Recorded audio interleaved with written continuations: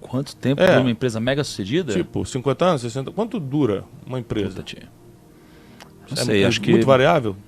Muito variável. Uma empresa mal sucedida, a gente sabe quanto dura. Uma bem sucedida... Mas uma bem sucedida, assim, o máximo que chega? Qual o máximo de uma empresa chegou?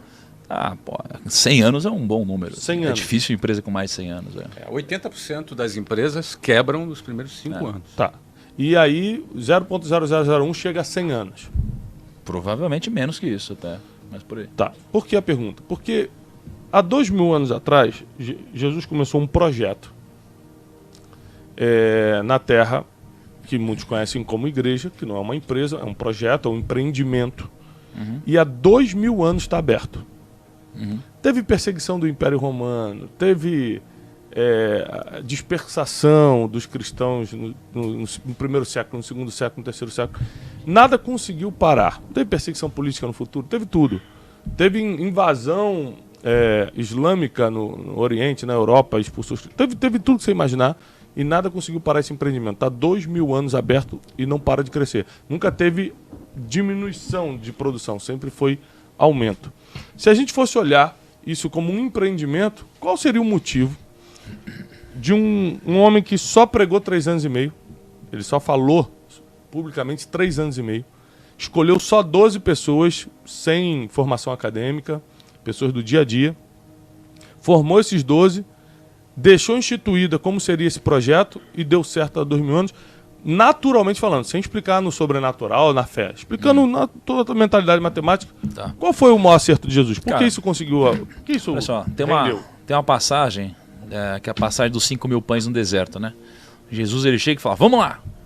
Aí tem uma galera que fala, não, precisamos voltar para comprar suprimento. Ele fala, não, vamos lá. Uma galera não vai, uma galera fica, uma galera acompanha.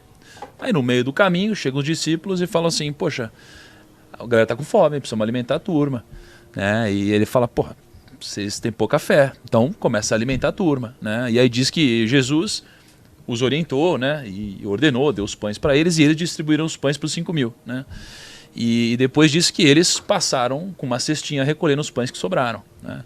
E daqui eu tiro o motivo do porquê essa obra ela dura e vai durar tanto tempo. Que é o seguinte, né? Primeiro, visão. Né? Você tem uma visão muito forte aqui. E mesmo quando você tem uma visão muito forte, tem gente que vai te abandonar no caminho, mas muitas pessoas vão te acompanhar. 5 mil pessoas acompanharam. Depois, você só dá o que você tem.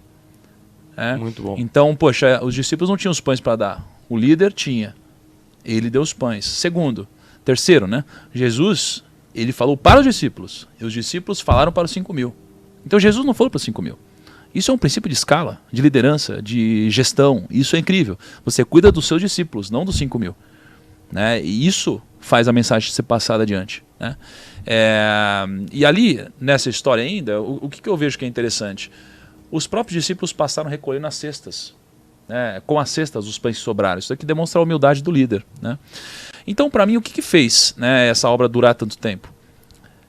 Princípios que funcionam também nos negócios. Primeiro, o princípio de escala, né? O princípio de liderança, o princípio de gestão. Né? Depois, uma visão e um propósito muito forte, que é acima de qualquer um. Né? Uma coisa que eu tenho repetido muito é que a mensagem é muito mais forte que o mensageiro. Quando eu achar que eu sou maior que a mensagem para de ser passada. Né? Nesse caso, tem uma mensagem que é muito mais forte que qualquer coisa. Isso daí faz o negócio ser perpetuado. Né? Depois, isso daqui tem um modelo econômico onde isso para de pé. Né? Tem um modelo econômico onde isso para de pé. Isso também é importante. Não adianta a gente achar que sem um modelo econômico isso aqui vai parar de pé. Né? Depois, eu acredito que você tem um senso de comunidade muito forte. As pessoas, elas chamam de irmãos. Né? As pessoas, nossa, é irmão, irmão, irmão. Assim, as pessoas elas se ajudam. Tem um senso de ajuda muito forte, de comunidade muito forte. Né? Você tem um senso de hierarquias muito bem estruturadas, você tem líderes, né? Você tem pessoas que passam mensagem, você tem os 5 ministérios, você tem uma série de coisas importantes. Né? Eu acho que o somatório de todas essas coisas são as mesmas coisas que fazem uma empresa dar certo. Né? E eu acho que tirando o lado espiritual, eu acho que o conjunto de todas essas coisas fazem essa mensagem se perpetuar por tanto tempo. Né? Tirando o lado espiritual de vista. E quem for inteligente consegue pegar esses princípios e trazer para a sua obra de vida. né? E uma das coisas que eu acho que é menos percebida, mas uma das coisas mais importantes também aqui e que facilitam no mundo dos negócios é o ritual. Tem muito ritual. Muito ritual, né? Então, quando eu olho para os judeus e estudo um pouco sobre os judeus, eu vejo que eles têm muito ritual. E alguns deles nem fazem sentido para mim. Mas qual que é o ponto? Tem tanto ritual que aquilo lá te mantém vivo em relação ao que está acontecendo, né? Então, o ritual de todo dia fazer a mesma coisa, né?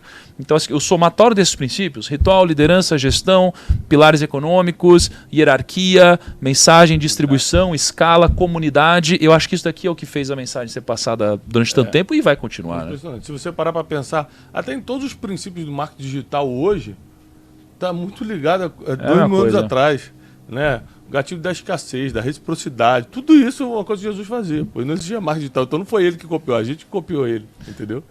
Então, assim, eu acho que a gente está aprendendo, crescendo em espiritualidade, todos nós, e cada um aplicando isso no seu negócio. Eu acho que essa é uma geração de empreendedores que vão fazer a diferença, não só dando mais emprego, mas a nossa linha de pensamento vai ser seguida por muita gente que está vivendo em dor hoje, muita gente que está vivendo um caos financeiro, um caos no casamento, um caos com os familiares, com os próprios filhos.